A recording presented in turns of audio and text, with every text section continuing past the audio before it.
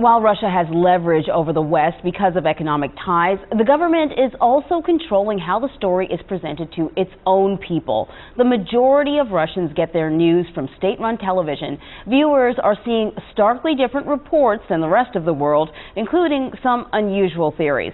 So joining us to discuss how the story is playing out inside Russia is former CBS News Moscow Bureau Chief Beth Noble. Thanks for joining us.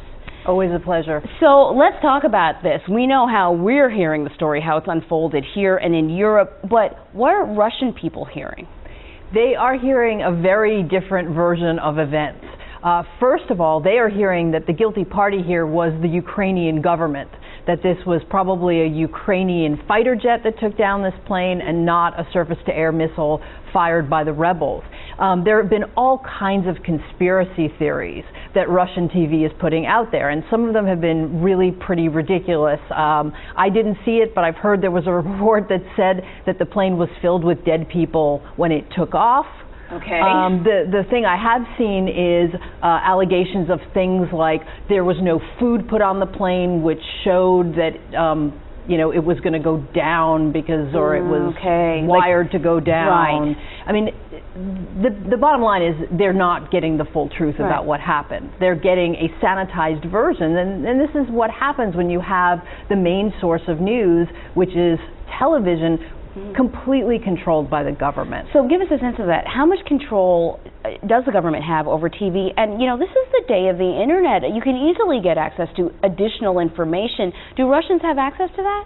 They do. A majority of Russians have access to the internet, but they're mostly the people who live in big cities. If you're out in the rural area some way, you're probably going to be getting your information from state-run television. And the people who run those television channels, now some of them are actually run by the state, some of them are controlled by the state, some of them are controlled by companies owned by the state.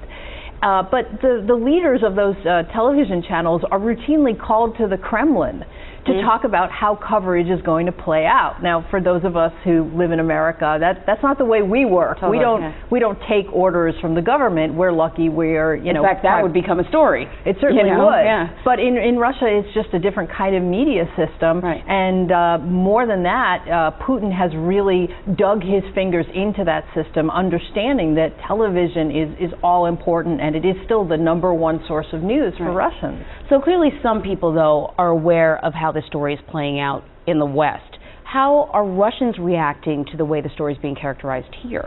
Well, there's a lot of different feelings. I know a lot of Russians who are very upset by what's going on, who really want the Russian government to come completely clean about what's going on. Right. But, there's really a dichotomy. You have people in the cities, they're sort of the younger people who are on the internet. And on the internet, there's plenty of truth about what's going on. It's sort of the older people and the more rural people who aren't able to get that additional information from sources beyond the government. Right. So what do you make of how the government is reacting to this? Is this like standard, you're not surprised at all, or are you seeing things go a little off the expected path? I've been in and out of Russia since 1990, and I really can't remember anything that's been quite like this. Now, maybe it was in 1983 when that Korean plane was shot down by the Soviet Union. From what I understand, they are burning the midnight oil in the Kremlin, that they are having late-night meetings trying to figure out what's going on. When I've seen Putin on television, he's been grasping for words. There have been times where he's literally just silent for a minute, where he's trying to come up with the right words. Right. He has been getting phone calls from world leaders every single day saying, come on, you need to come clean about what happened. You have to really crack down on those rebels. You have to stop giving them money and stop giving them arms, and only you can put an end to this war, and you need to do it. Yeah, this is the kind of pressure I'm sure he's not used to. Beth Noble, former CBS News Moscow Bureau Chief, thank you so much for joining us. Thank you.